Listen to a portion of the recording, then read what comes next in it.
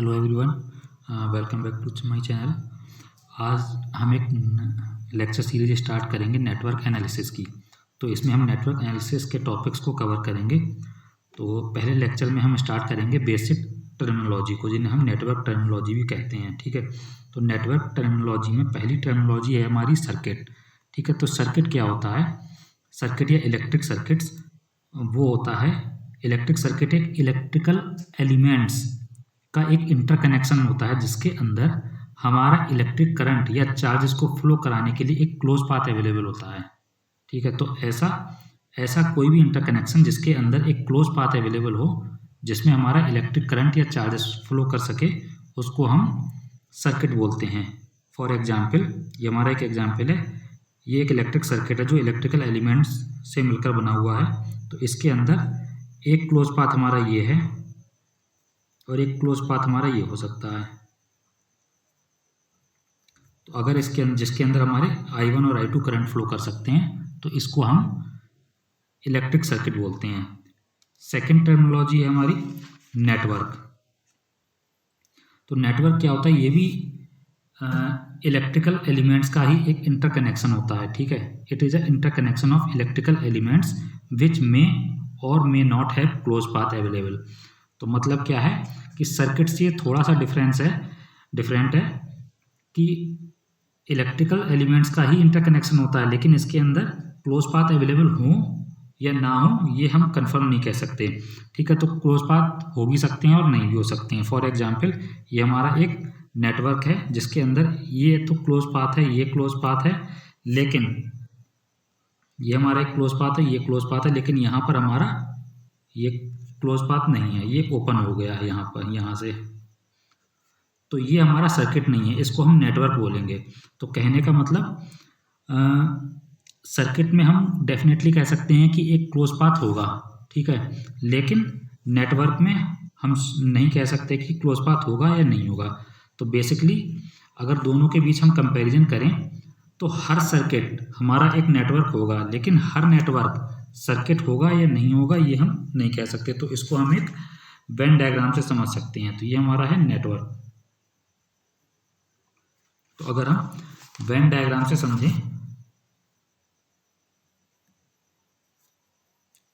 अगर हमारे पास कोई सर्किट है तो हम कहेंगे कि वो डेफिनेटली नेटवर्क तो होगा ही।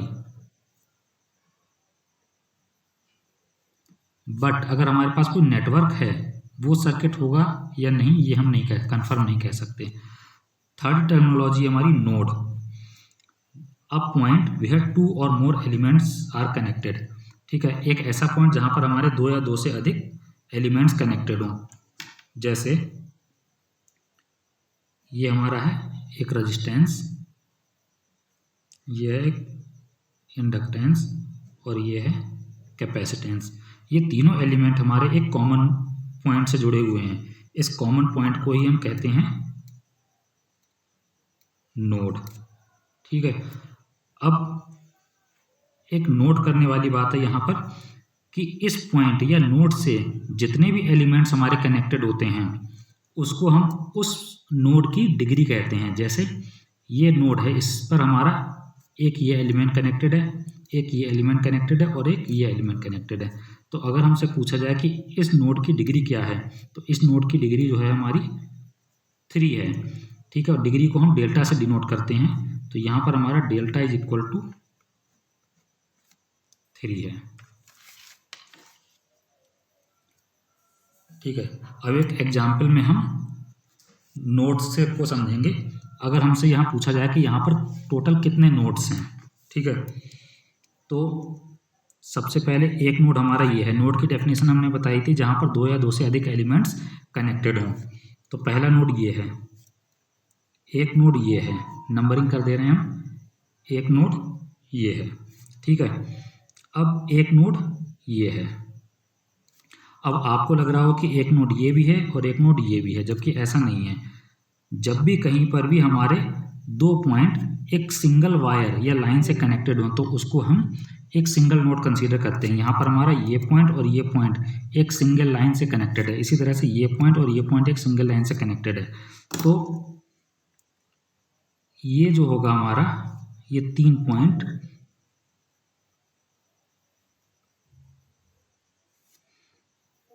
इसको हम सिंगल नोड कंसीडर करेंगे, ठीक है।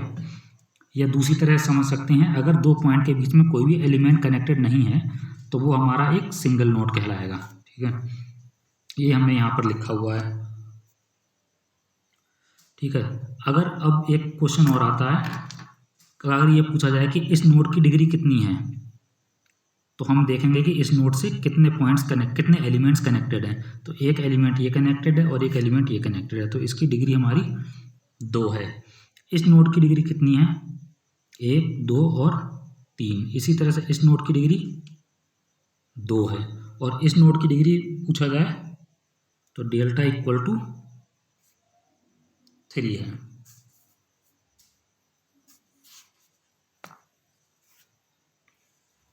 नेक्स्ट टर्मिनोलॉजी है हमारी, उसे हम बोलते हैं ब्रांच। एक ऐसा एलिमेंट जो 2 नोड्स को कनेक्ट करता है, या फिर 2 नोड के बीच में कोई एलिमेंट कनेक्टेड है, तो उसको हम ब्रांच कंसीडर करते हैं। तो इसको हम एक एग्जांपल से समझेंगे। जैसे हमारा ये एग्जांपल है, यहाँ पर पहले हम नोड निकाल देंगे कितने हैं। तो सबसे पहला नोड हमें यहाँ पर दिख रहा है, इसको हम नाम दे देंगे ए। एक नोड है हमारा ये बी, एक नोड है हमारा ये सी, और एक नोड है हमारा ये डी।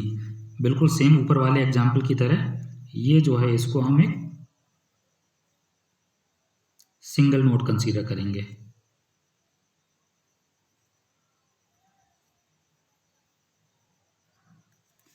ठीक है। तो ये जो है हमारा सिंगल नोड है। अब यहाँ पर अगर टोटल नोड पूछा जाए तो ए बी सी और डी हमारे 4 नोड हैं। उन नोड की डिग्री पूछी जाए तो यहाँ पर इसकी डिग्री कितनी है, 1, 2, 3। इस नोड की डिग्री कितनी है, 1, 2 और 3। इस नोड की डिग्री कितनी है, 1, 2 और 3। इसी तरह से इस नोड की डिग्री कितनी है, 1, 2 और 1, 3, ठीक है। इसको एक और तरीके से समझते हैं। अगर इसका हम इक्विवेलेंट सर्किट बनाएं तो ये कुछ इस तरह से बनेगा।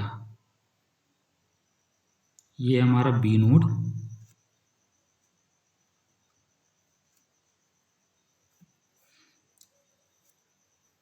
ये ए नोड, और ये सी नोड, और एक ये डी नोड। तो जो हमारा ये ए से डी कनेक्टेड है, ये ब्रांच जो है हमारी वो कुछ इस तरह से जा रही होगी। इसी तरह से बी और डी से हमारा एक कैपेसिटर कनेक्टेड है। इसी तरह से सी और डी से हमारा एक इंडक्टर कनेक्टेड है।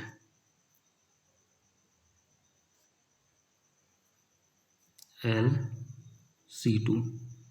ए और बी से हमारा एक रेजिस्टेंस कनेक्टेड है, R1।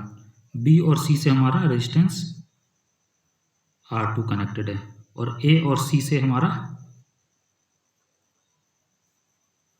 कैपेसिटेंस C1 कनेक्टेड है। तो आप देखिए ये जो D जो है वो एक कॉमन नोड है, ठीक है। तो हमारे नोड यहाँ पर 4 हो गए। अब हम पढ़ रहे थे ब्रांचेस। ब्रांचेस कितनी है, ठीक है। तो ब्रांचेस हमें कैसे देखनी है, देखिए नोड ए और बी के बीच में एक एलिमेंट है, तो एक ब्रांच होगी हमारी ये। बी और सी के बीच में एक एलिमेंट कनेक्टेड है, एक ब्रांच हो गई हमारी ये। ए और डी के बीच में एक एलिमेंट कनेक्टेड है, एक ब्रांच हो गई हमारी ये। बी और डी के बीच में एलिमेंट कनेक्टेड है, ये चौथी ब्रांच हो गई। सी और डी के बीच में एक एलिमेंट कनेक्टेड है, ये हमारी होगी 5वीं ब्रांच। और ए और सी के बीच में एक एलिमेंट कनेक्टेड है, ये हमारी होगी 6ठी ब्रांच। तो टोटल ब्रांचेस जो है हमारी वो 6 हैं। तो पहली तो है एक ये वोल्टेज सोर्स वाली, दूसरी है R1 वाली, फिर R2 वाली, फिर इंडक्टेंस वाली C1 वाली और C2 वाली, ठीक है। तो ये हमारी यहाँ पे इस सर्किट में ब्रांचेस हैं। नेक्स्ट टर्मिनोलॉजी हमारी लूप। लूप क्या होता है? It is a close path in the network which starts and ends at the same point. मतलब जहाँ से स्टार्ट हो रहा है वहीं पे फिनिश हो जाए तो उसे हम लूप कहते हैं। ठीक है, तो ये हमारा एक लूप, ये हमारा दूसरा लूप, और एक और लूप बन रहा है, ये बड़ा वाला लूप। तो यहाँ पर टोटल 3 लूप हैं। Total loop equal to 3। अगली टर्मिनोलॉजी हमारी मैश। ठीक है, तो मैश क्या होता है?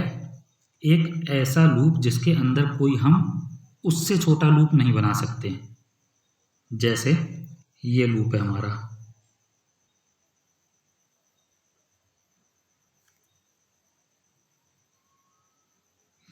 इस लूप के अंदर और कोई इससे छोटा लूप हम नहीं बना सकते। सिमिलरली इसके अंदर हम कोई दूसरा छोटा लूप इससे नहीं बना सकते। तो ये हमारे जो है मैश कहलाएंगे। ठीक है, अब आपको लग रहा हो कि लूप और मैश में डिफरेंस क्या है। तो डिफरेंस ये है कि जब हम बिगर लूप, आउटर लूप को कंसीडर करेंगे,